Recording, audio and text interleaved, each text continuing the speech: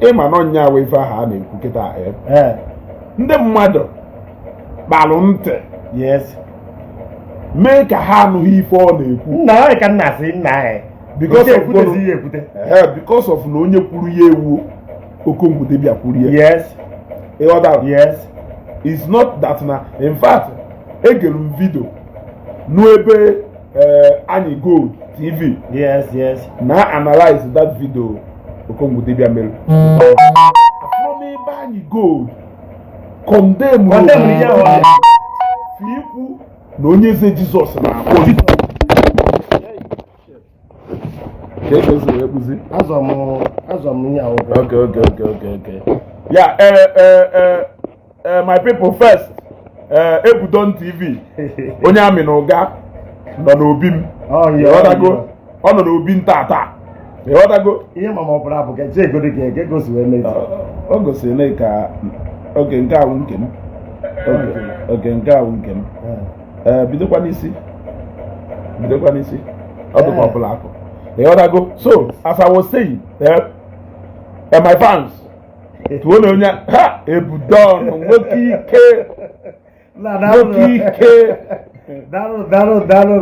ike anọ udo aga o we ya na apị ka ọ dị mgba akwa ka ọ dị mgba I picture I won't tell you.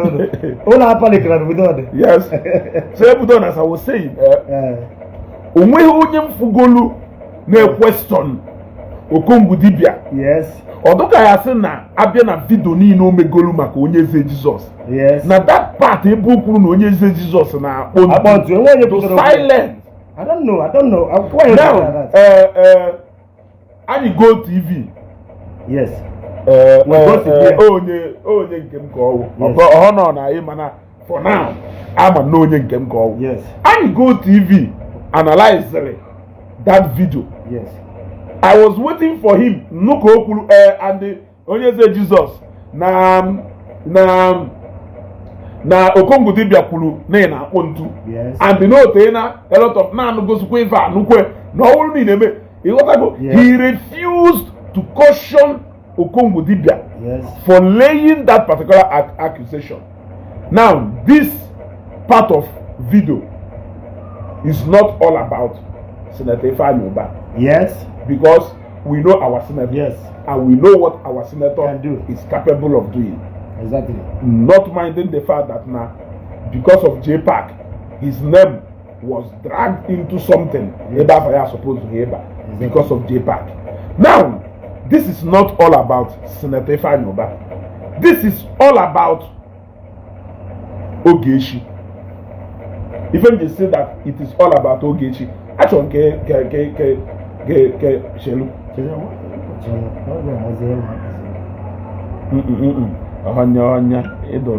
Wrong. You go like this, okay.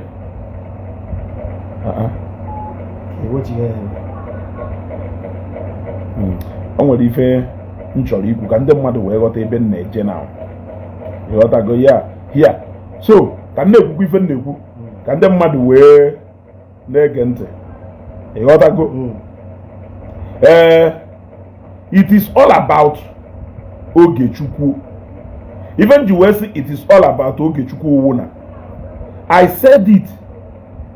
There's a caption. Now people are interested. Yes. In onyaho accusation against. Yes. They are interested in onye kwuru yeku. So at the end of the day, it is all about hatred. Some people unwelu. Yes.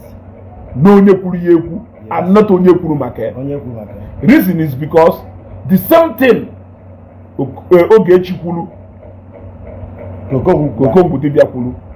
And the people kechisia ntị ha make ha no ya make ona fa nụrụ ya because no Okongwu ye doke arala go mana because of no Ogechi kwuru nke ni a na-asụ ya ka egwu not because of, like I said, this is all about social media and if not, I will tell you that now our late distinguished senator Amaro Zindo good our late distinguished senator anọrọsi ndụ fine but ọ ka nwere ndị nọ ndụ afọ ha baa n'ife a na-ekwu ịghọta ife m na-ekwu so Ibe Valentine say we can't hear you. Ibe Valentine ona na ife m na-ekwu the sound ọ dị okay ọ na the sound dị okay mmadụ dị elu m yes the sound ọ dị okay mmadụ dị elu m yes ọ na the sound dị okay somebody should mmadụ dị elu m yes ịghọtago mmadụ dị elu m yes ka anyị wee continue mmadụ dị elu m yes ka anyị wee continue yes so thank you now the cool when you were there with my organ I'm going for that yes live oh we find out about the book I love with organ God the book yes so Ebudon as I was saying yes now you find out that if I walk somebody look at baby oko yes somebody look at seaman global yeah somebody look at another person akwa okoko yes even though akwa okoko doka they were trying to push him into those men nondo yes understanding na ndawo ife ha ka ha na-eme na yes ha na-eme onwe ife so they came in only to come and more like put a disclaimer na ife ekwuru yes but they didn't really have any reason to get involved otherwise they would do petty yes so they understood that yes so why are people shying away from people who are still alive but they tend to talk more on somebody who is no more any allegation level on Ifeanyi Uba right now is not avoid yes because he is not alive to come and say if always exactly. And if there is anybody to take it up, it should be Ifeanyi Uba or equal Ifeanyi Uba wonyo hiketa or family ya abia ka ha bia dispute on Ifeanyi Uba wonyo hi ha we Ifeanyi Uba exactly so yes. So the moment Ifeanyi Uba the day Ifeanyi Uba sees Rikume anything you put about him is not an avoid exactly if only in a allegation or only in a boy that he cannot come out because he has here. Exactly. So the question is, why are they focusing more on the man that is no more alive rather than focusing more on the people who are still alive? It is because those people don't understand that this matter is so petty. Yes. Every year, yes. See, I answered to one year that they should go and make peace. Make peace. So that the thing I was all going when you say, even I earn the credit for that. Those men understand that this is social media banter. Yes, exactly. And they have understanding that JPAC also said things. Yes, that prompted this person. Yes, exactly. Said this. It's so sad that their name was involved in this thing. Yes. Exactly. So even Juwele Kwifa no Kongo dibia kunoku and all of them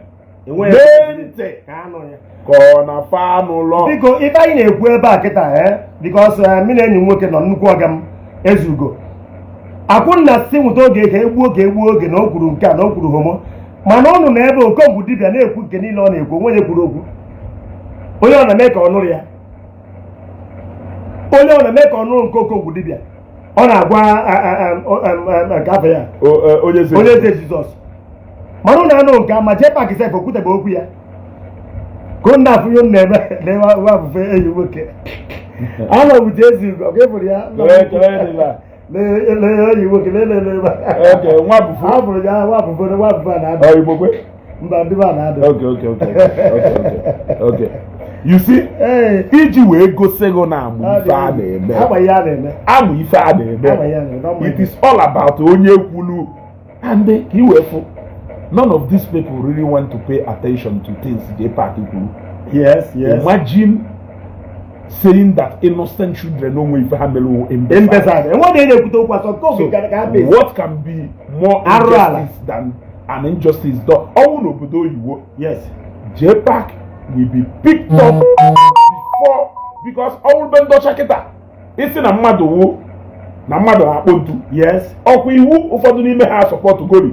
nwoke nu nwoke so ube ndị ọcha isi na mmadụ na-akpọ ntu Israel onye ahụ ikwu na ọ na-akpọ ntu ifilu na na-ekparịrị ya osuo yes but ikwuo na ụmụazị government will pick you up even without the parents of the child they will pick you up with this thing either no jerenga or government jerenga I told you in the video so I want them to put away the name of Ifeanyi in all this. Yes. Ifeanyi is no more. May his soul rest in peace.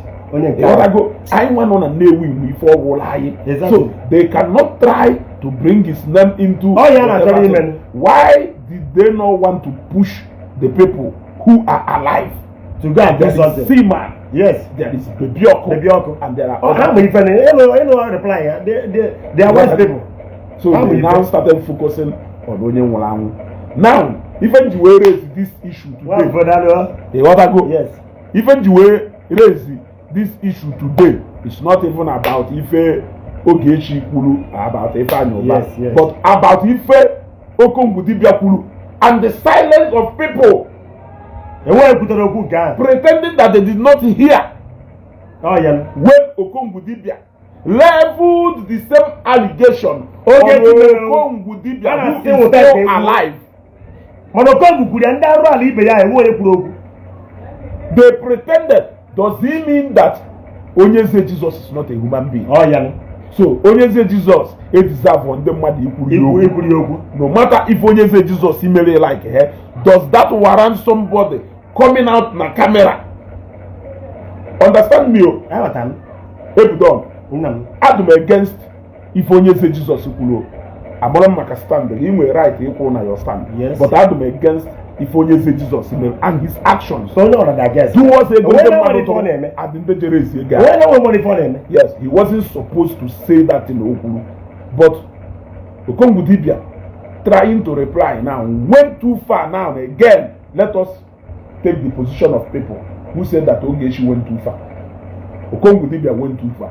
So I don't know why people are not trying to caution Okongudibia as much as the caution Ogechi are doing to Ogechi. And that is where this selective judgment comes into play. And I don't like it. Exactly. I don't like selective government. You gotta go. Now, Antonio Mwele said, Ezugo, you are doing damage control for Ogechi, but you are doing fine. Yes. So, Keluko si wolo damage control. Antonio Mwele, Enwerike, if the comment what is the difference between what Ogechi said about Senator Ifeanyi and what Okongudibia said about Onyeze Jesus? Exactly. Now, to even make the matter more distant, Ifeanyi is no more there. Exactly. To speak for himself. Yes. But Onyeze Jesus is still very much alive. Yes. So why are people not giving him that same justice that he deserves? Why are people pretending on Jesus now this is all about hatred and side. Yes. Have you seen why it is difficult for them to recruit me? Now that side that I stand with you, Ebudon. Yes. Does not mean you can only even in email can have. Yes. But I stand with you. Yes. Because you are my person. Yes. Any correction needed in email. Yes. You can I know more often behind the camera. Not so. Yes. So I know when you face go mail. Like, will you not call me? I'm not calling a phone. I like it. You gotta go. Yes. I know when you get me like, hey, I come. So, can even the mother age me expect it? Mpotazia na camera team. Hey, we done this. Hey, we done this. Hey, we again now. You gotta go. How about again now? Yes. So, how many years did I with the camera? So, they are on misunderstanding. I stand with Ebudon. Yes. To be the same with. Yes. I support everything Ebudon name. Yes. I stand with you because you are my person. Yes. And because I may perceive you go. No, well, a kind of injustice people should hear you. Yes. Which is what they want to give to our sister. Yes. Because none of them is focusing on what the other party said. They are only focusing on what one person said. And they are as emotional as they can be, as sentimental as they can be. Ezugo is too big for anybody to drag me into nonsense. Yes. Ikucha inekulu onwego. Iwe onye Imo State you now love our brother more than me. Oh yeah, Emelu video ifo ebe. Ebe ka ndị we no aje kuru. Emelu video maka cathedral. A lot of them came out. Bido dispute with ife na-ekwu. That is to show. On the day na board. My driver na board. Anyway, very important to my core business. Let me ask you, Ezugo, what connection has Okongu Dibia and Ogechi Okeke Njaka? Anthony Nwerem, there is no connection. The only connection there is that the same offense Ogechi committed that you are looking for issue Ogechi Kipepuye is the same offense that Okongu Dibia has committed. Now I am asking you now, Anthony, what is the iji wee chọọ ka eweta isi Ogechi Pepie, but you are disregarding what Okongu Dibia said as if it doesn't exist. Yes. Ogechi kwuru na Okongu Dibia na J Park na ife anyị ụba na-eme ife dị otu a. Okongu Dibia pụtakwa kwuo na onye eze Jizọs na-eme ife dị otu a. Anthony Ngonwa wu onye eziokwu maka oge ọ nọ na asị Ezugo say the truth, stand on the path of truth. I am asking you now, kelu the system iji wee kpee ikpe wee kwuo na ọ sịrị Oge said that someone told her she did not accuse directly. What difference does it make? Yes. What difference does it make? Oge said someone told her she did not accuse directly. Meaning what? Meaning what? It is something. Yeah? Owulu na Ifeanyi Uba no ndo where she press charges. Or you press charges against J-Park as you know, or against Ogechi Kulu. He will press charges against Ogechi. Ogechi just say what onye osre no yeah. So onye say Jesus should we press charges now. He will press charges against Okongu Dibia because no Ngonwa put that accusation directly until he provides proof say no onye agbaro. Yes. So I want him now to prove to me that no blood hatred don't will Ogechi no. Coach well no after even how emotional Hannah do about this accusation, you will think that if I know Basi from family I will die. When we know that no is still funny hatred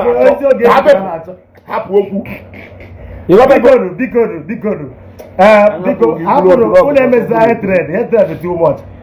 Ihe nna aja ugwu no na agwo me several occasions. Ihe ahụ na eme Ogechi. Aye emekwu ni ya. That's the only thing mma. Because nna atọ ka ewu ofu onye maka na okwuru okwu. Chefu na ndị ọzọ so wee kwu ya, ọ na ekwuta dị okwu ndị ahụ. J-Park go na eziokwu ahụ innocent. Maka nwaanyị asị no nke a, ọ bụ innocent. So na Ogechi will know onye mere arụ. So ihe anụ nna atọ so nweta ka egbo ka obi zuo n'ike.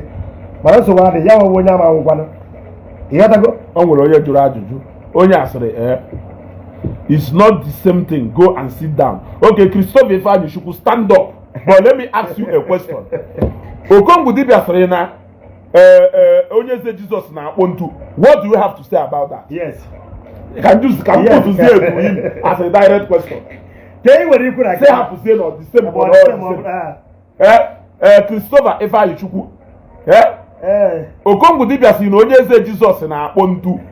What do you have to say about that? Tell me what you have to say about that. Yes.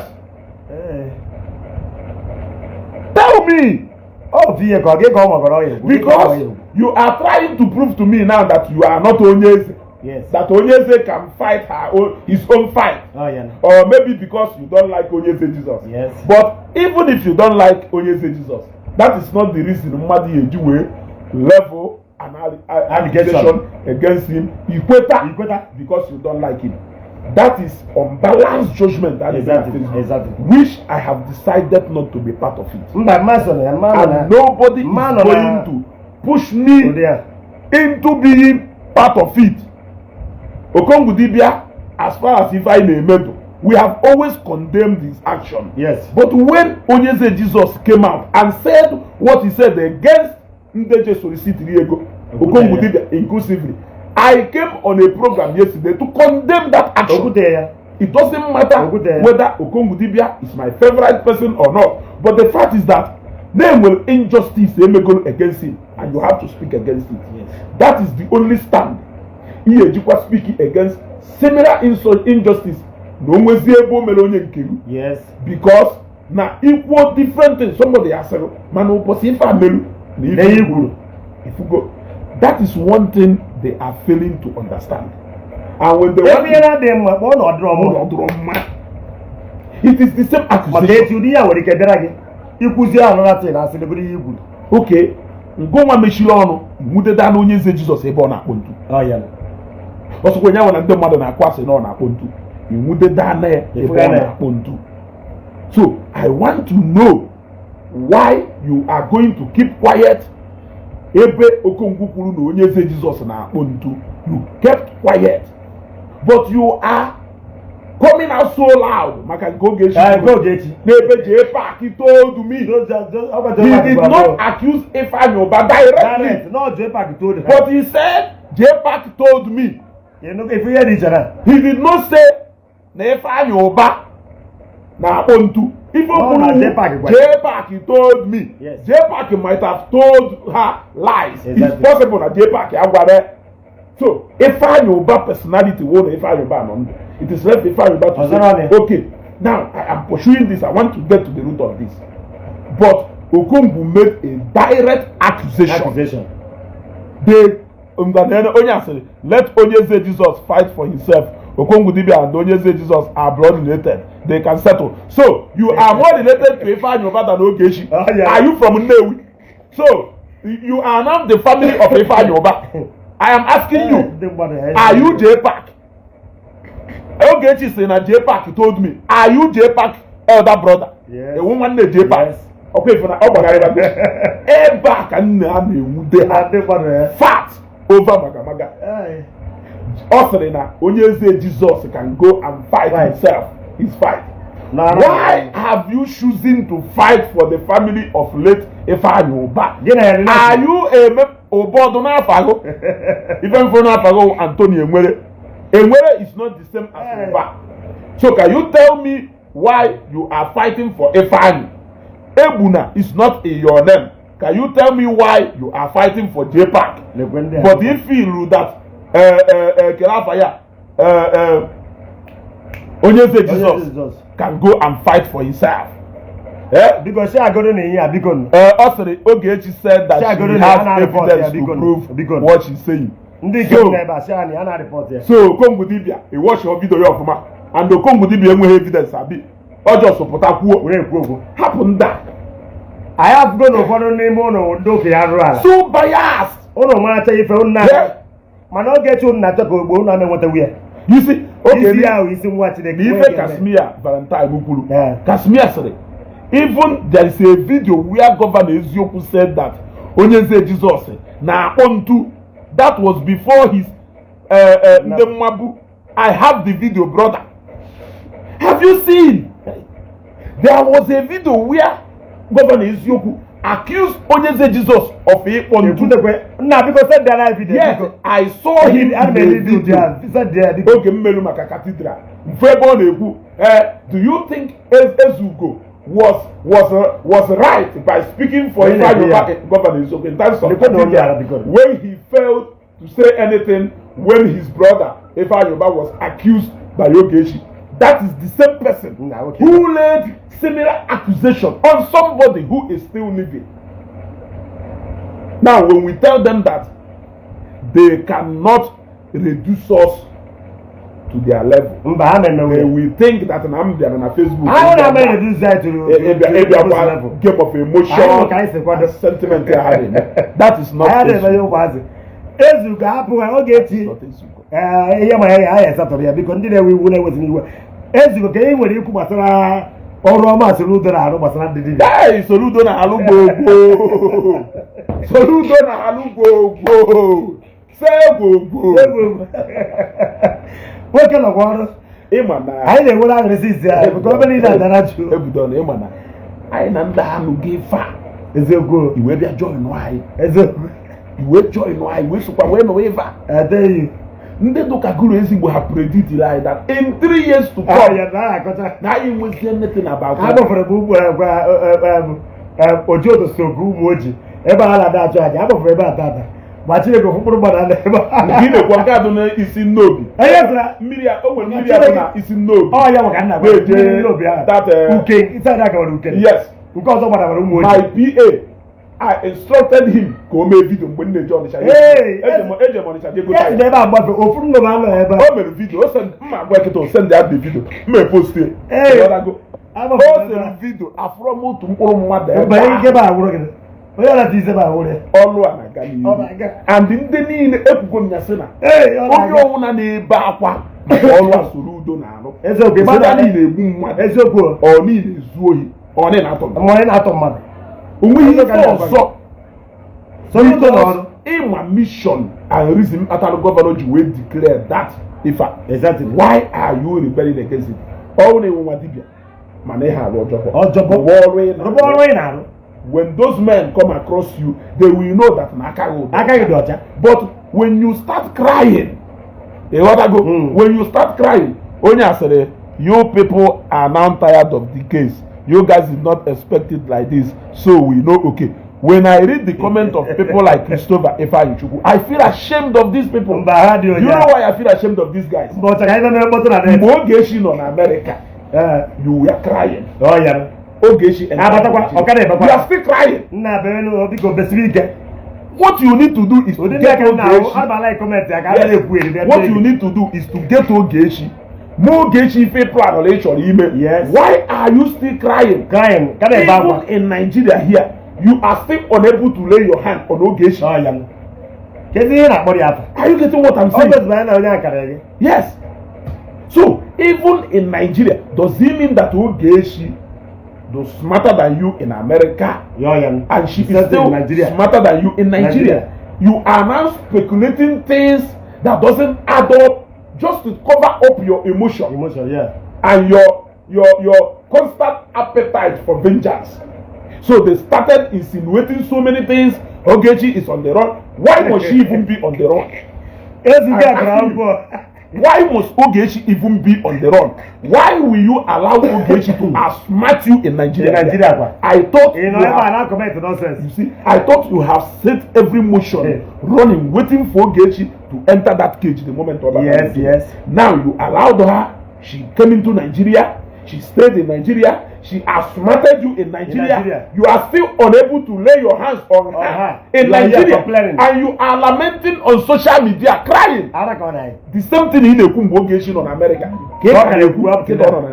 What is the difference? If they went and teamed themselves against Mariam Justice, none of them have even one kobo to pursue any case. So they went and teamed themselves. Hana Sisi Mariam Justice. Don't forgive Ogechi. Don't forgive. Also Mariam Justice Ogechi major. I thought they said no Ogechi major. Why you will for Mariam Justice? Hana said don't forgive Ogechi. What of other people who major? They have they forgiven Ogechi, or they lack whatever thing it takes to pursue their justice. So now, when I look at these guys, I keep laughing. I know why I am laughing at them. Yes. They said this will go. When you want to Ogechi, more while Ogechi ticket. Flight. More prepare Ogechi everything or you do. Ogechi batana nje buri na airport. Buri put name. All those things they are saying, they know what they are doing. Yes. You want to go? But I will tell you, I am not against Ogechi. na mere justice nwee ife dụrụ ha mba ha setụrụ ha ji edozi eme video gwa but what I am saying ọnwa onye nwere case ga-edezi case ya yes so mmadụ adịghị na ahụ ji atụrụ ụlọ what I am saying is I can never nọ n'ebe a na-eme selected justice yes Madam Mariam gwara Ogechi a lot of work ọ gwara ya nnukwu okwu afụrụ m video ebe ọ na-akpọ ekperi m onye ohi yes ọ kpọrọ ya criminal ọ kpọrọ ya a lot of things kpọọ ikiri ka ọ gịnị you akpọ ya ma nke kpọọ ya ma ife niile so you can get upset yes but why you are getting upset about ife ọgwalụ ichekwere nke ị gwara ya malụkwa na onwelu nke ngo nwa gbalụ ya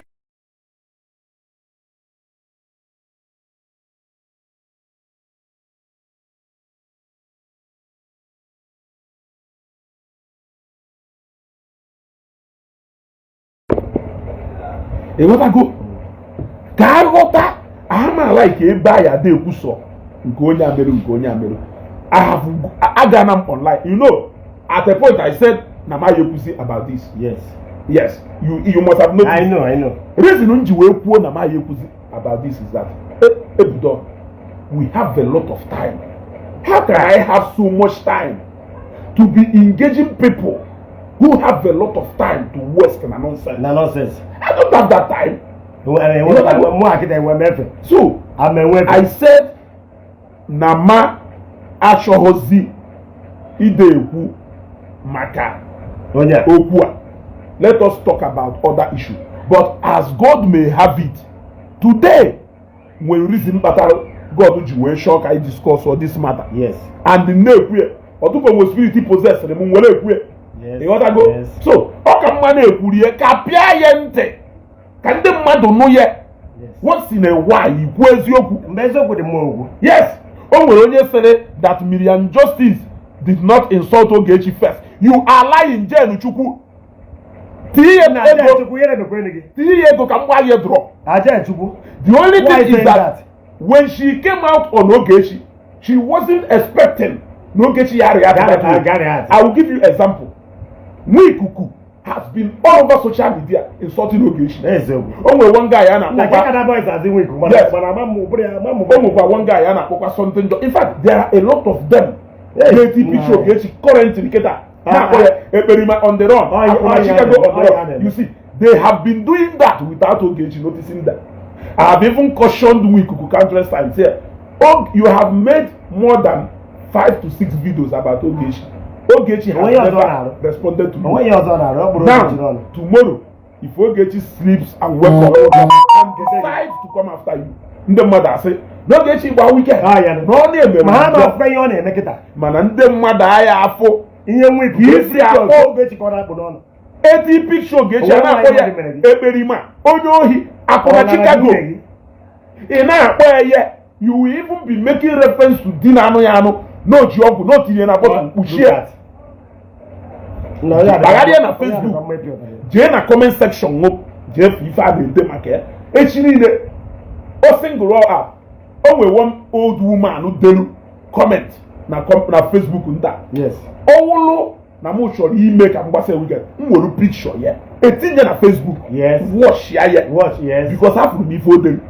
Now if I hold the root or you talk. Yes. Mana me now. Ndị mmadụ kwa manonya buzo we alemo je make a reference to my wife. The kwanya. O make a reference to my wife and so many things. So akanya we social media presence. Yes. I can even bring out her picture now. Finish here. Watch here. Ndị furu comment ya ho dere aka honko. Mana ndị ya fu nke mmekwu ya karị. Yes. That is the only thing now. So when don't worry. I have said Nkechi Somama a long time, and you find out that none of them is really cautioning Chisom. Oh yeah. Rather, if I had a Chisom, if I had a Chisom, now Oje face Chisom Keta. If all pulu now against Chisom, I hear this. But Chisom I will not say anything. Bad people. I'm going to have a meso. I'm going to join a group nonsense. Group I'm on a phone. I say that. Oh my God, okay. I want to Hello? Ka ije round of business up. Ịghọtago? Nọmba m just nyụọ kịta nke obere phone m.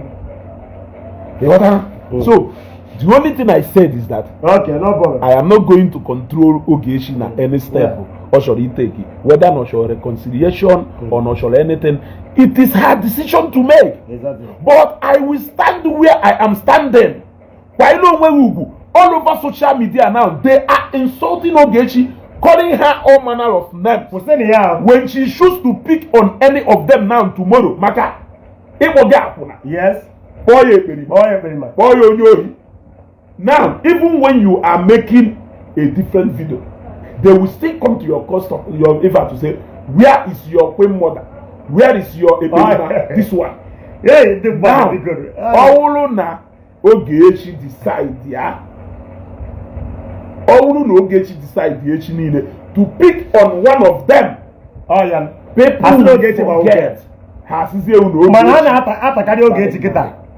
Ana atakari Ogechi. Ebudon. Annam. Onye ọ na-eme omume. Ọ na-ebe obe. Exactly. Etu aka m na-esikwu. Onye ọ na-eme omume. Na-ebe omume.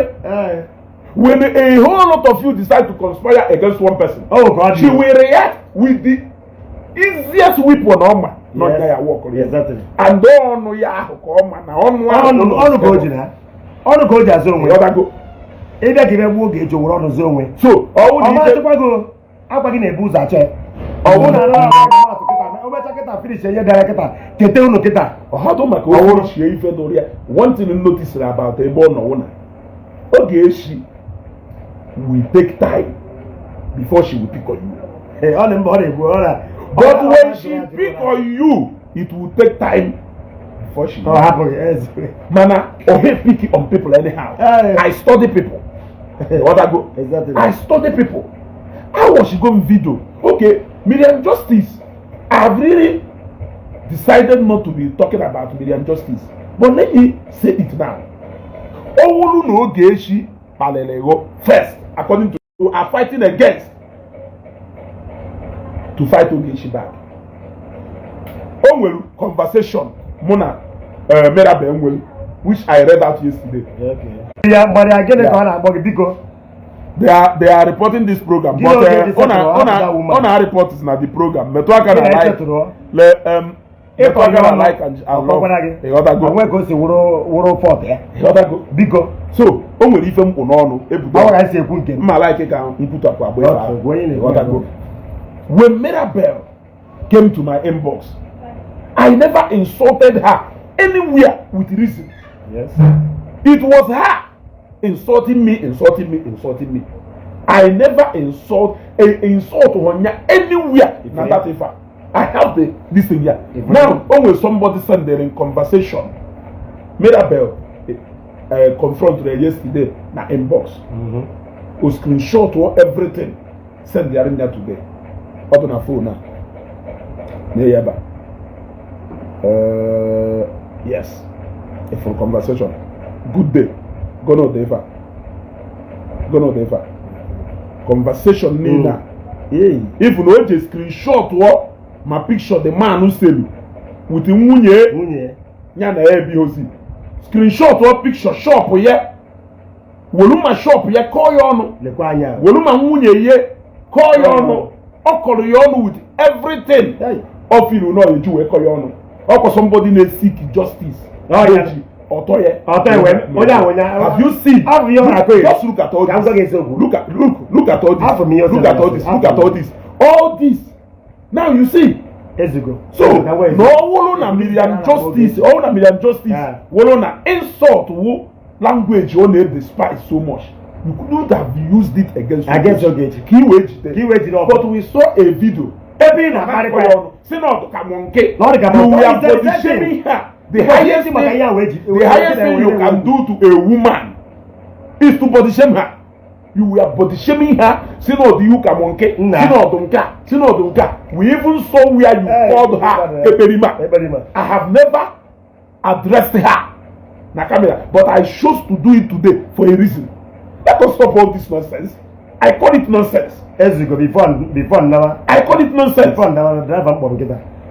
ị na na-ekwu if that woman akpọ Ogechi enwe video ama mmụọ pilot gịnị dị ka ọ gịnị ha wetara video Ogechi wee na-egosi ka ha na the woman o si wee I saw it video na ibe akwa I saw it o wee wuru onwere ebe Ogechi kwuru something dị ka nne biko ọnwụ na ịnweta ego a debere m ụfọdụ ka ụfọdụ si emenụ wepụtara m ego n'odo otu a before one enye ya another widow. I swear to God it was even her who requested Ogechi to send her personal account number, or Ogechi wanted to send the account number of a widow.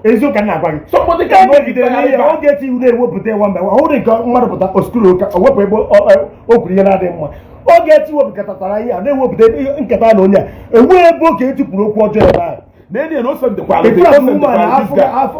ọ print kwalụ chat ya na Ogechi send alụ onye ọhọ ebe ọ documentary na paper o ji wee mee even though na o nwere ụfọdụ ndị ewepụla ebe a from nke Ogechi gụrụ ụka nkụ mana who are you deceiving?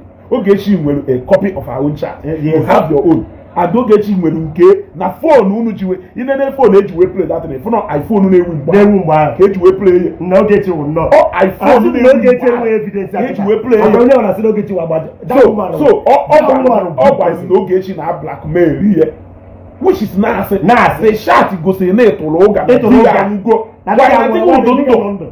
now iwu a widow. You collected money in this guy's new a widow. So now let us assume that we are going to condemn Ogechi for Iwopota or Ogechi. Is there a time we are going to condemn Mirabel for lying against Ogechi that no Ogechi blackmail? Yes. No Ogechi gwarie nyake ega 50% nye ego. Can we be objective so that we can have a headway thread? You can't be crying just to bring emotional blackmail. The same thing you repeat in a chat Ogechi. Yes. Every slightest thing. And they move away. Shop him. Come on, because I have a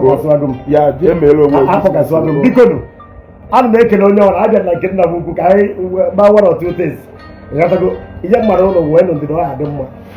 In everything in the field now even we are working in everything. But you are Facebook. I'm Facebook. I'm a wound. You need out of Facebook. You have to mandate say na can't. I am a Facebook. Oh guy go say can go happier. No, brother Maki goes. I have seen that now. This thing is all about okay at one time. What is the time of that? If you see the truth but you don't want to say it, but you are pretending go well. Jezie chawo Ogechi. Can you even have to remember Ogechi? What was there Ogechi in America now say Ogechi come back. Ogechi come back Nigeria. It one way to go Ogechi. Okay, in America, can you have to remember? Because Umaga Bagum Nadwe Mabun Web on what if I hear ever since. When are we going to caution people in the right way? I still remember your brother Evidence TV. When are we going to do that? Caution people in the right way. Caution Omirabel where you need to caution her. Caution Ogechi where you need to caution her. Caution Kelafaya J-Pack where you need to caution him. Caution Ogechi where you need to caution Ogechi. If you continue making it seem like you are all out against one person, I cannot flow with you.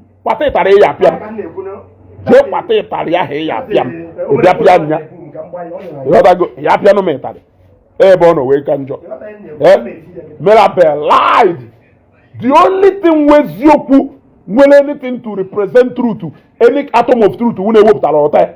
But every other thing Okulu that led to you up to Wokwase Ngunwa Noria why lay ya when in Atwase Mirabel. Since you have seen the truth, must Ogechi be wrong in everything? Is she not a daughter to somebody? Is she cannot be entirely wrong. At least, if you want to judge the matter, condemn Mirabel since we have seen the chart that no to Loga. Nale girl as a widow, why she is not a widow? Why must Ogechi be the only person to be advised Why do you think that other people don't need to be advised? So you want other people to continue to behave like animals. So Ogechi love you so much that you want her to be behaving right. You are being biased and you cannot get me to your side. Je patetare ya piam. Wota ha mo ya akun n'isi. Ikwuchi na-ekwulu onwe gị. Ebuton. Oya me no ga. Egi idebele ebe iworo okwe eworo nya. Ega ha ebuka kwo. Iwolu he wolu mo. Oya me no ga. Ekala aka.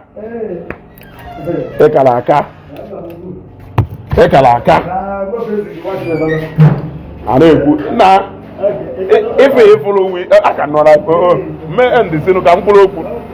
Ịma na ebe a okwu a akpacha m anya kwuo na ma chọzi ka nwepukere nwobele ọnụ na emana they kept on pushing. Yes, now. Oh, my wife. Yeah?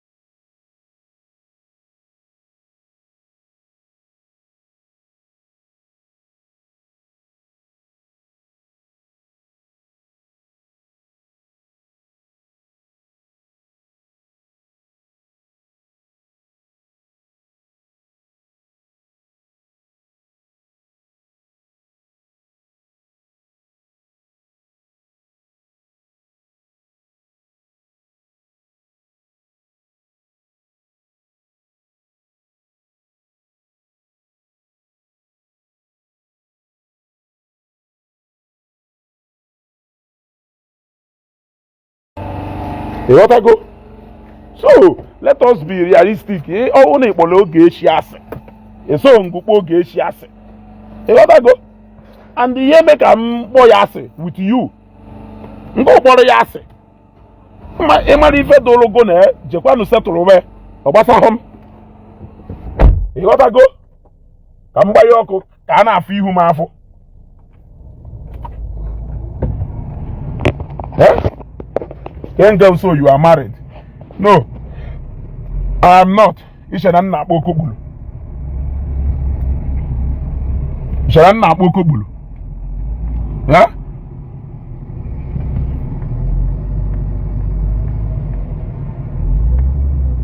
So namu meshiro onu since you know kwa. It's simply because I decided that let me take the bold step. Since some of you have decided to be behaving like children, so I decided as usual, just like I've always done, to take the matured step. So I kept quiet. I wash ya. You gotta go. Hey! So you can't tell me that Nigecha's shallow conversation in a WhatsApp where Mirabel was professing that somebody who no do kakwim more there, no chukuye, you are God sent, you are this. Now you lied, which you admitted that you lied. Eh? You lied by saying that you are a widow. Why you are not a widow? Then somebody say okay, never only kunini dilegi iju emife. What has 500,000 out of this money? Jide 560,000. Iwe je gwabazie nde mmadu. No onye achoko onalu 50%. Why you know that it is a lie? You started making yourself to be a victim while you are the oppressor. So why can we not condemn Mirabel for what she did and condemn Ogechi for what she did? Why do you want to make it look like everything that led to what happened? No, Ogechi is wrong from beginning to end. That is hatred you have where she is. In way, personal hatred, and I don't hate her. So what makes you think that why you are judging her for your hatred point of view, that I should help you to judge her like that? I cannot. I cannot. I cannot. So I cannot deal with your manipulative spirit online. We shamelessly come to a video. That is how much you people are chasing her. Even some of you who she doesn't even know that exist, you are still using her name. We're not going anywhere. Now, alleges so many things. You are speculating. America. So you are scared. America. Why are you asking me about America? But Nigeria carry out. Is that not the reality of Ivan? No, America, but Nigeria carry out. Because it's more, even they make it it's more like the same thing with Ogechi in America. Because Elaine will hand on her, one America. Elaine will hand on her, one Nigeria. Why can't you accept the bitter pill? Apportion blame where necessary. That is the only way you can maintain peace. Apportion blame where necessary. And caution people where it is necessary. That is the way to go. Igwonya nebe dotua ni meta he. Igwonya nebe dotua ni meta he. Man if you see show every other thing Mr. A meta ho. Kan ne yare ya anya. Kuezie maka ebe Mr. B meta ho because na iwonye. Onye ka ewo. Now sit down. Go and sit down.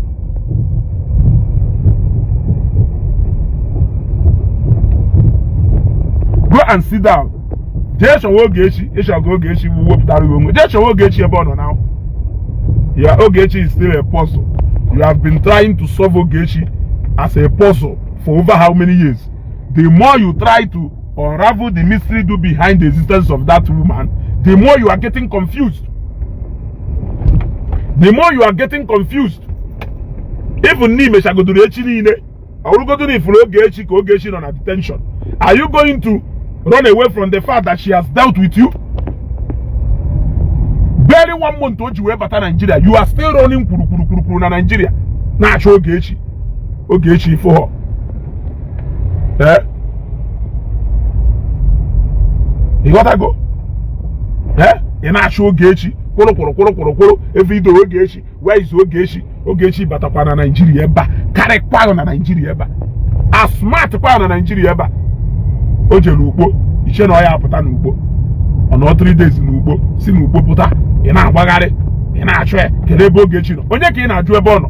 Ọkwa isi nọ ngụ n'inwe Nigeria. Esi na Nigeria na onye decide ya abata. Na onye ya abata. Kedu ife ijizi wee nọrọ mmadụ bata na Nigeria ọwụ ngụ unwe? Ị na-achọkwa onye na Nigeria ọwụ ngụ unwe?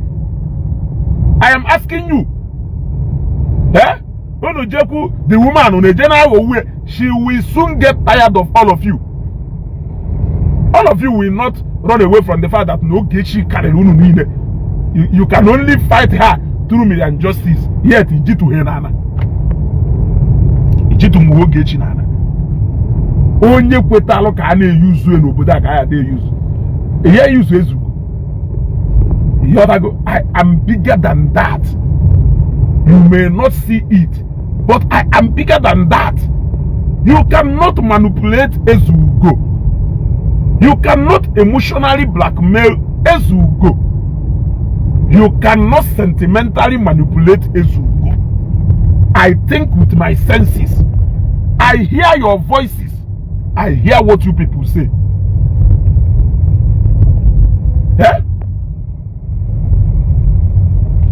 I hear what you people say. Look at Mirabel. You went to the extent of going to somebody's father's compound to go and take a video of his old aged mother, aged grandmother, and the compound to post on social media. For what exactly? It means that the same game you play, you are conversant with playing it. And you want me to come and cry with you. If you like, go to Lock You Do's page. You are exposing yourself more for the whole Nigerians to know you. You gotta go.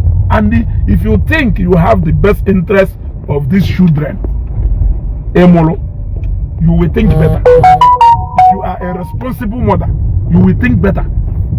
Either bagari na inbox of people, they threaten to carry people anyhow. They threaten to carry people anyhow. Whoa, go where you tried it with me once and I allowed you to go. If you try it with me again, I'm gonna get you up and off trouser. Carry here to her. Going in inbox of people you perceive is that not oppression? Yeah? Must everybody see reason with you? On social media the next morning in a inbox cover your you even screenshotted a family picture of somebody with a shop here. What is different from Ife with Ife Melu? No difference. That is why in say you cannot fight evil with evil. Otherwise, you must have denied yourself that justice. Yes. Yes.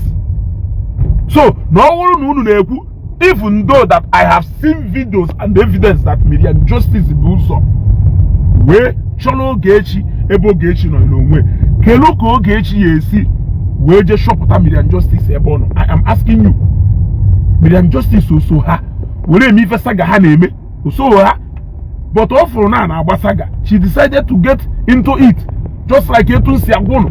I don't want to get into it.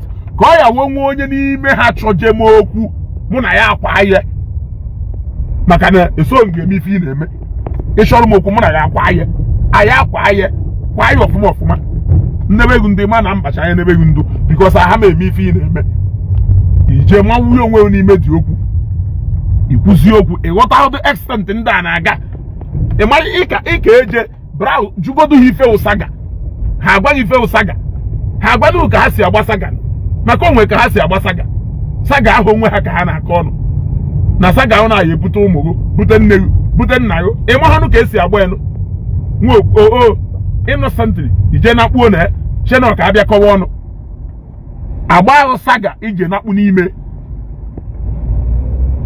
ịghọtago aka m like na ọ wụrụ na m furu vidio ebe ọ wụsọ advice ka ị na-enye Ogechi, but I saw a video where ị na-akọ Ogechi ọnụ isi mmadụ n'ọdụ ka mụ nke ezigbo ife ịkpọ mmadụ onye ohi ezigbo ife. I am asking you, yeah? You don't but the shame here, you told her all manner of things. Let us be truthful. Maka only truth can set you free. Your emotion cannot set you free. Your sentiment cannot set you free. It is only truth that will set you free. Once in a while, come and then you message ya. Nkuchakwa nka na kpom. Odowakwa. Nkuchakwa this one keta and ese nkwamisi n'ime. Odowakwa. Mgbe aye ekwukwe. Ị na-achọkwa kele ebe ezugo come and talk. Agarakwa ngo na kpuo. Agarakwa ngo na kpuo. Unu decide ya no egwuregwu ka ndị Igbo ya dị egwu na Facebook. Ka egwu a ka unu shoka na egwu. Unu shoka na esi nni aja. Na ya dị ekwu eziokwu amana. Ife chọrọ ụka onye ọwụna na-ekwu eziokwu. What you want is your truth. Have you ever bothered to know what my truth is? Do you think it is all about your truth? It is not about your truth. Eziokwu. Any single thing. Karate. You don't care. And yet you said you are fighting for justice. Justice is not selective. Justice must have to do with equality and equity. That is what justice is. The moment you make justice to be selective, you are no more fighting for justice. You are seeking for vengeance. You are seeking for vengeance. Yes. Yes. Look at the case of Burna Boy and Abe. Burna Boy never insulted Abe. Ojiri Yofo. Ojiri Yogu. Even till today, Burna Boy still have never insulted Abe. Even till today. Even till today. Burna Boy is still matured enough not to lay one single insult on Abe. But rather, only use a seek legal redress. Such kind of a man, I can say, okay, he deserves justice because the language the other person is speaking, he doesn't understand it. But when you are speaking the same language, somebody in an oppressor is speaking, and you said you are seeking for justice, I will ask you a question. Justice from what exactly? It's more like an amuzuru. Whether no mubuzo zuohi, iwe zugwaro. So if you say you want to seek a justice now, are you free? Do you know what justice is? Go to your dictionary and browse what justice is, for God's sake. Stop coming to my inbox to come and show your ignorance around. I am not cut out for that thing. You gotta go. I am not cut out for that thing.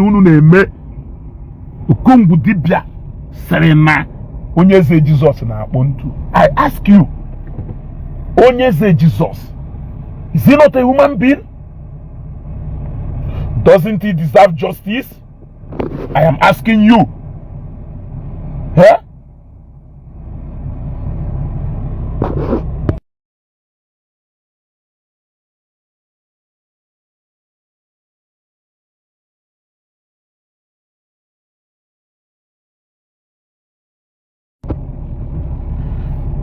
You ought go? You join all the pages and I go Ogechi. And I do happy na and I go yi. And I oyo and I oya and I go yi in celebrate here. But you are doing exactly the same thing she is doing. So if what you are doing now is injustice, you think you are seeking justice for Igbo. That is not what you are doing. You are simply trying to be an oppressor. Let me tell you the truth, because only the truth will set you free. Yes, you are simply trying to be an oppressor. And this is Nigeria, and Nigeria is our country. Forget about all these people that are pushing you just for them to be, for their egos or for your egos too. You ought to go. It will take us to nowhere. All of us, Mwoboda. Think of how much you have spent in this case just to see that they suppress Ogechi. And after like 1 month, that money is still running. You are still not suppressing Ogechi. That is to show you. That is to show you what justice means. Yes. That is to show you what justice means. How much have you spent on just trying to see that Ogechi can the mother well say, hey, now arrest Ogechi. Upon a man I arrest. Yeah? That is just what all these things is all about. Because you can't tell me that Niwo police put Ogechi into Ogechi. Eh? For the matter that is already in court. Eh? For the matter that is already in court. Even on camera on Facebook, it is already in court. You are trying to be an oppressor, but you are saying that Ogechi now oppress people. What makes you different from Ogechi? I am asking you. Asarena asokata ezanya nihu. Ekuru nkata nihu gwa yoku. Kam uru nkata nihu gwa okuta. Because neziyoku kan na gwa. You are trying to be an oppressor. You want to show us that you have money, that you can spend money. Because you know what you are seeking for is not justice. You just want to come and spend money to show people that you have money. Upon all that money you spend, yet the hand of justice is still showing you that, madam, you are wasting money. What you are wasting is money. Stop wasting that money. There are people who need that money to function. There are people you can give that money. You will not gain anything by Kitio Ogechi at prison, because police cannot put Ogechi in prison. The only thing that can put Ogechi in prison is that court. If we win a court, we pass judgment on Oge. Nke na acho ka Interpol ejide Ogechi ke ikekwe unu je say video ebe ọ nọ na detention ntu unu si wee say mgbe abia me ya arrest na classic munish. That is the only reason why you are spending so much money. That is ego. You have allowed pride to take over that part of justice you never have in a sick. Now you come on Facebook, people are now entertaining. How many times have you cautioned people who are insulting Ogechi? How many times have you told people, no, don't call him Onyohi, don't call her Ebelima, don't call her Akuna. Let us get this justice we are seeking for. You are willing to use the same thing you are fighting Ogechi for against her. What are you fighting for? I am asking you, what are you fighting for? I am not one of those people you people can emotionally get. I'm heading to 40 years. And we're going to experiences in this life. Different categories, different levels of experience. So, I can go to pota belu ma anya mmiri. Before ha na anya mmiri pota ha na anya. Akwụna ma menu. I can go nyana. Ina ebe akwa na ma aju critical questions. And until you answer that critical questions, we go nowhere.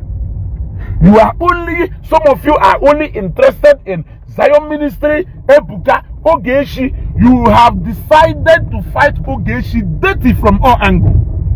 You want to fight Ogechi dirty from all angles. And according to some of you, Ogechi deserves anything. O deserve everything. If na no katanu no mwenye flow Ogechi na nkwonewi, will I see the warrior? O deserve here. Nobody will condemn it. That is why in Jason, all on the level allegation against somebody na Facebook to bad to say claim. Why are people not talking about Okongu Dibia Esena Onyeze Jesus na Apontu? Kon Onyeze Jesus Abulo mmadu ko owu.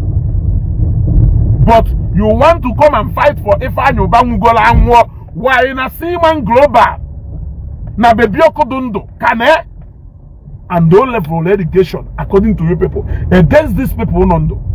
Why are you people not talking about the living? Why do you have so much love about the dead? But when I come on live to talk about some injustice because you don't like me and you don't like Ogechi. You don't like me, you don't like Ogechi. So no matter what I say, whether I'm going to put the right thing or not, you don't care. You don't care. If you not sure Ogechi nwo, look, ka ngwa yo fife ma ho. Egbo dike na ogu no. Because ogu ezi elu. Achoba dike. Ka ngwa eziokwu, you may not understand even negwu. You may ikwe ka your hatred consume you, but I am telling you, egbo dike na ogu no. Because ogu ama elu. Achoba dike happen to this oppression. Everybody want to be an oppressor.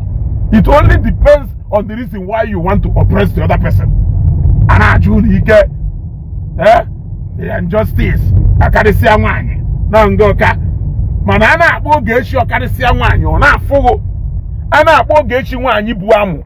Ona afugo. Ana etu Ogechi afa. Ona afugo. But the same etu ahesi etu Ogechi afa. He's a 2 million justice afa today. But it's no more a crime. Your anger is, why must it be Ogechi?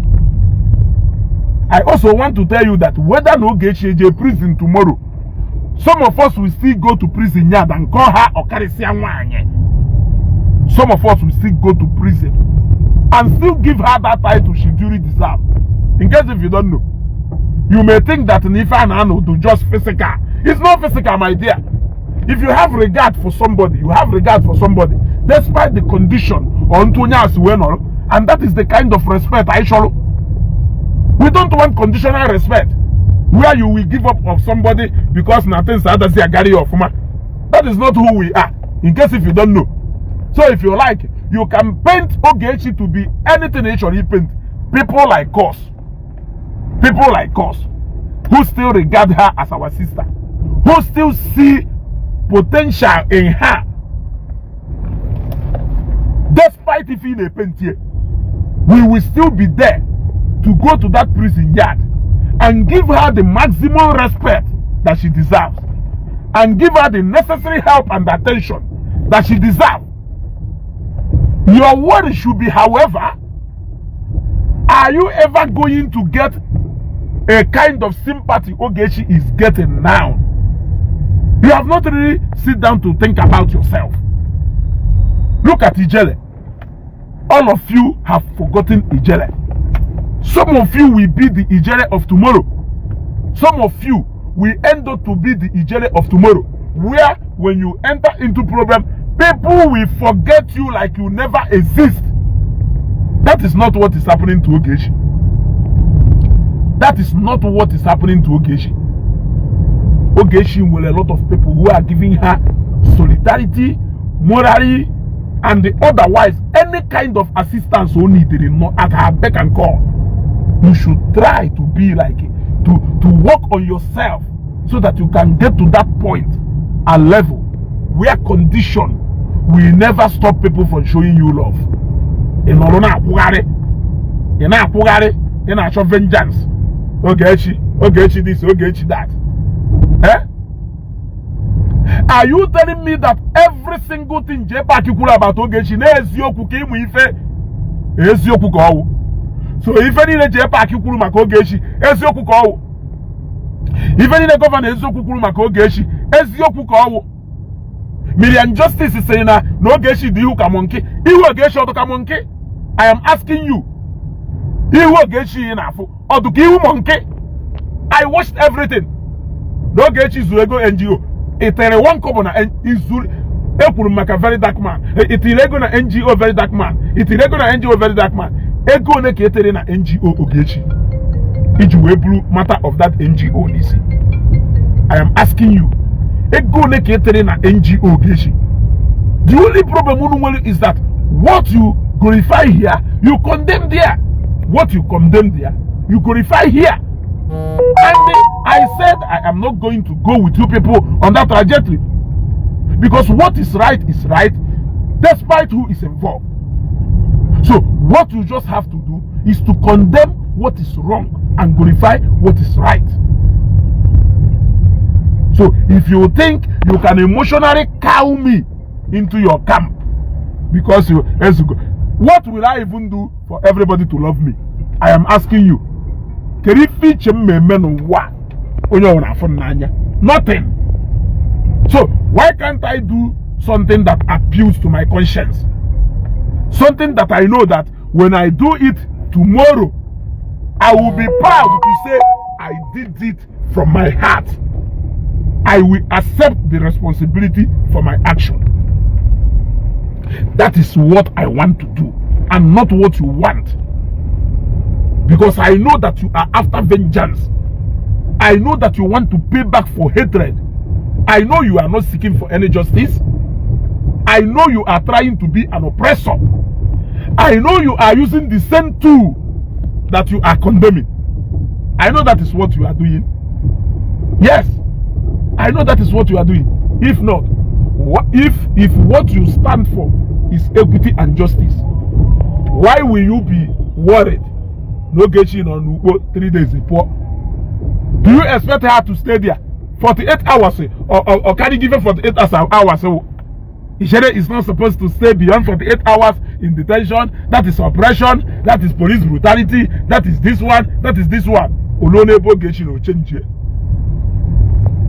Olonebo Gechino. A man on a mother supposed to be 5 years. Na police custody. Or also the same police. Nka uzi Ghana police. Or also Nigerian police here. Ona yemelo ngu nebele. Ogwon se no na yemelo ngu nebele. Ngwanu okuwenu. na-ekwugharị bad ka Mariam Justice were unu build page ye were unu dọrọ engagement every day jee na page ye don't forgive eche no nwere ndị Ogechi nwere problem with kanko. Why are we hearing only Mariam Justice? Where are others? Does it mean that no others lack necessary things to pursue their case? Why is everybody rallying around Mariam Justice?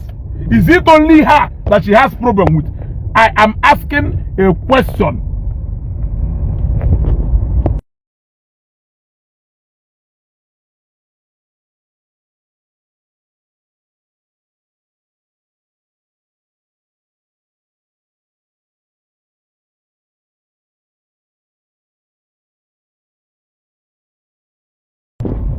You gotta go. Jụọ onwe ajụjụ niile ị na-achụ Ogechi because you truly want justice ka ị na-achụ Ogechi because n'ihe etiri Ogechi and you want to take a pound of flesh on her. You gotta go. Malụ nke ị na-achụ ka ị ghara ịnọkọta dọla abụmọnụ dọla iyi dọkwasị onwe gị. All no out for vengeance. Say it. Stop involving Igbos in your personal battle. You are fighting for Igbo, so that Igbo will do this, so that Igbo will do that, so that Igbo will do this, so that Igbo will do that. Eh? If all the boy Igbo, if all the boy Igbo we want to know, Igbo we want to hear. Oh, my name is no personal something okay name. Ikoro ndị Igbo ko ile elu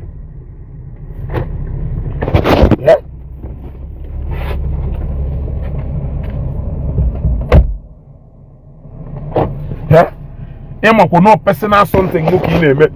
Ikoro ndị Igbo ma ko ile elu maka onye mewe mpụ na aghụghọ ọkpọ ndị Igbo. Onye mewe mpụ na aghụghọ ọkpọ ndị Igbo. Kelee ebe ndị niile ha na Ogechi nwe problem. Why are we hearing about only one person now? Mariam Justice. I want to know that woman. I will not stoop low for this nonsense. Go and spend that money where it is necessary. Stop wasting money. You are wasting a lot of money now. If you see, and you are even coming out of Facebook. You are doing the same thing. You are condemning. The same thing and I condemn. That is what you want to do. Echoro, ki spend the ego, ki nweta Ogechi, ki iti Ogechi behind bars, and then on Facebook wee kọrọ gị aka maka na ịkọrọ ya ọnụ, ọkọgwarụ gị ọnụ, nke ọ kọrọ unu enweghị iwe. What of nke ịkọrọ ya? Mmadụ abọdị shame go mmadụ, onye abụrụ acid wụọ ya. Mmadụ abọdị shame go mmadụ, o buru mmiri ọkụ wụọ ya. You can't determine what pains me. Yes, you cannot determine what gets to me n'isi ebe a. Ye determine o nwere onye nwere ike ise nwụọ kịtaba gbawuo otoro gbawuo. No, o nwere ebe ya wee kpa ya aka ịma na ịkpago ya aka na switch. So ka ife ilulu na akọrọ ya grandmother ọnụ kọọ ọnụ ka onye nwa n'ọnụ n'ọnya wure emetụgo gị aka n'isi ime ebe ịkpatụrụ onye ahụ aka. O nwere ike o were body shame mmadụ ọ ịnọkọta question integrity mmadụ na ịkpọrọ mmadụ onye ohi ekperima. It is enough to get somebody to start talking because you have questioned the integrity of that person. You have made that person lose credibility. You have questioned the integrity of that person before camera. And if you look at it, and I'm a sodo, and I'm a doing the zezo jebe nwanyị ajadu. Ọwụ maka di ya apụpụta. Ọkwa narị amụ nwa adala ọchị n'ala. Onwebụ na onye nọ na ọchị kwaturu. Ọkwari ngo ya amụ ma mugide amụ daa n'ala. Ọchị na akwatu mmadụ. O nwere aka ka o nwere ọkpa. Mana ịchọ bịa gele eziokwu a na-agwa gị, mana ịchọghị igeri ya hapụ ya. Hapụ ndị na-edugu ka a na-enugwu, ị na-ewepụta ego ihe ejije melu ndị mmadụ ife, ị na-eri ihe. If you want justice, you are with Ogechi na court of law. Ogechi abatago. What you need to do, jezie no kpebi ikpe ahụ. Ọ bụrụ na No, they decide to go, no, let us settle this matter. You settle this matter. You bring out that matter in a court. Ogechi, je whoop tank do ne kowas court.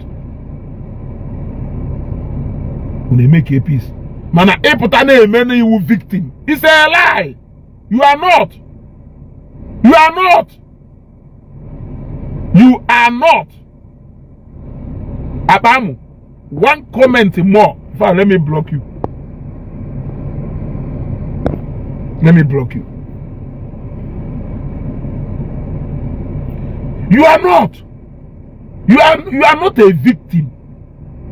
You are as much as an oppressor. Etwa himself Ogechi. Because if he not show every single thing he do when Ogechi down. That was what you people did that landed both of you in exchange of words. Maki na choke egwa nke yewe iwe, or na choke ogwa nke yewe iwe, or kwa zengu nke kawe iwe. A result of physical operation. A shock he repeat quite the same thing unu no. A shock he reflect here na words.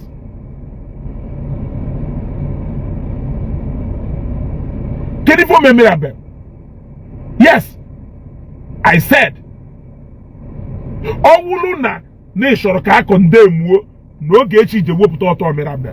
You can condemn it, but why can't you say mana Mariam imeta hoye? Why you ji aturu nde mmadu oga? Kerifi je kwu Ogechi na blackmail ugo because no choro ka ike ego nde mmadu tụtarugo ụzọ ebua kinye ya ofu ụzọ. Why na asị ka ọwụ?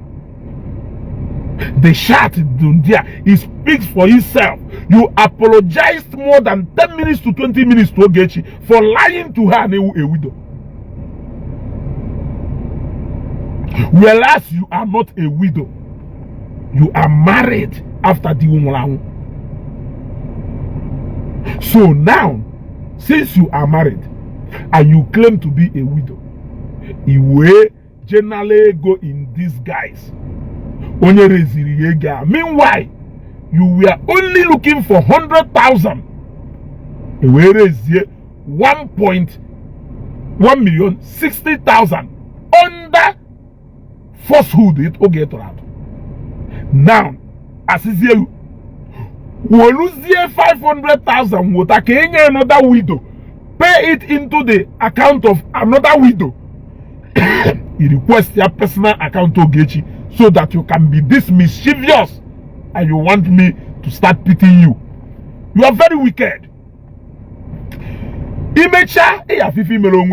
That is the only thing people are not telling you. That is the same thing people are not telling you. Eh? But Kana Jenubi Kokanaka. There is so very soon you will run to every platform, you will show yourself, people will know who you are, and you will see no place else to run to. Use the remaining dignity for Nimegu. It is an advice a brother can give to a sister. That is what I am giving to you. Everything about raising that money, you may say, no, actually no Ogechi share or all.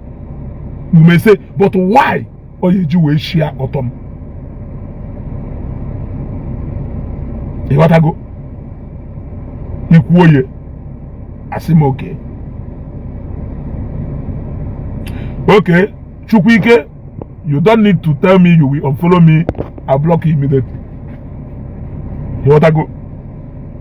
As is okay, Ogechi, why can't you share if I hear? Now no matter what, they supposed to hear me for do to. But if you want to keep making yourself to be like you are a victim, Ogechi is victimizing you so much, you are very wicked.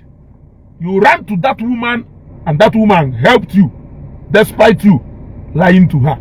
You crowned her all manner of things. You called her a lovely sister. You called her a queen. You called her your God. You called her your personal Lord and Savior. There is nothing you did not call her upon her helping you. You apologize countlessly for lying to her. Do the needful. Some other person will say, return that whole money. She did not say return all that money. She said, return 500,000. Get another widow. Go away, accomplish that mission that never help actually in a widow. A Joe, you decided to be selfish and greedy. Now, along the line, you wanted to play dirty by blackmailing her. No, na chok 50% of ego anapatal. Gideon Bonda, one more comment, I will block you. I know the only peace you want to make is by people coming to tell Ogechi, Ogechi, you are bad, go and apologize. And for as long as natural can point out wrong of other people, as much as you want people to point out wrong of Ogechi, you don't want to hear that. That is not a way of making peace. If one more comment here, I will block you. Better listen. Better listen and don't comment. It is better for you to listen. Don't comment. Take that your emotion to somewhere else. I don't need it here. Everybody cannot be as daft as Intuisi Wedo. I cannot be that. You want to go? I cannot be that because I have sense and I can think. You came out and you label that woman. No, 50%. When you know that you are lying, you label that allegation against her. The madu say no, totally go na NGO. Okay, 50%. Why you know exactly what happened? Why you know exactly what happened? You knew exactly what you were doing from day one. If I can condemn Ogechi, according to you, what makes you think that I will start clapping for you? What will I be clapping for you for? You are so dirty. Yes, you know what you were doing. You started shouting her, but my lady, send me your account number. I want to send the money direct to you so that you can now give it to that widow yourself. What is the essence of you requesting her to send you her account number again when she has already told you no, you send the account number the widow? You wanted to play a game that backfired on you. Claim one victim. That wickedness you still did not allow you to ponder on what you did. You are still crying for justice. Eh? When you are exhibiting an act of injustice. No wakano. Look, a lot of people on a prison yard today for the crime they did not commit. In as much as Nafan on a prison doesn't make them guilty. Ngumano ni ilo meloji weba prison every man or the innocent. That is why he is for the family today. Hanoro in abject poverty na tafu. For the name ha unjon den na ha and then na ha metal. But that is what most of you don't know. I believe in one principle in this life. I live by that principle till today. If I want to because I want all mother as a man is go. Never will need me to an okadama. And when Sonia, Namama Oko, Nameche Okoye to out, Namako do the thing if Young miracle, this is not saga. What do you people even see as saga? I am asking you, what do you people see as saga? So, what I am saying now, is this saga? So, what I am saying now, or saga call? So, why are you saying that this is not time for saga? I am only telling you the reason why both sides should see that they have offended each other. So that they will see the reason to have peace, to make peace, knowing fully well that they have offended each other. So that no particular side will be feeling entitled. You don't need to feel so entitled. You are not a victim. You are equally an oppressor. That is my point. There is nothing like saga, because what I'm doing is not saga. I am only stating the obvious, which many people will not like to hear, but it is the obvious. You cannot be seeking for justice on something you know you are guilty of. You want to spend money to intimidate somebody. What makes you believe you are seeking for justice? You are equally an oppressor in your own kind of way. If you want to correct something, do it in a right way. Do not tie yourself somewhere. Call your way put off for no or ya mayo. Inui or ye boo. Mother ya say, oh, no, na me she benalo mother echi shojo. Oh, na mano katana, come madono. Oh, na mano katana, paria madomo gomadi. Can you honestly say this? All of you who are chasing Ogechi, can you honestly beat your chest and say, oh, na ma paria no Ogechi. Oh, na ma go no Ogechi o iyi. Oh, na ma cyberbully no Ogechi no wa. Ife national wa ka ngari nweta. Can you beat your chest or your heart and say this? You cannot say this.